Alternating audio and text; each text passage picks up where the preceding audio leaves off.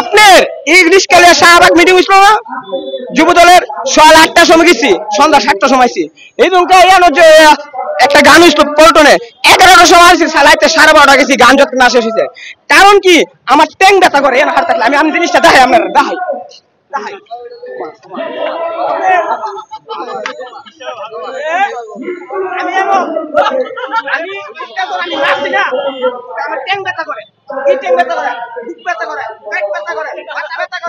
নামতে আমার ইচ্ছা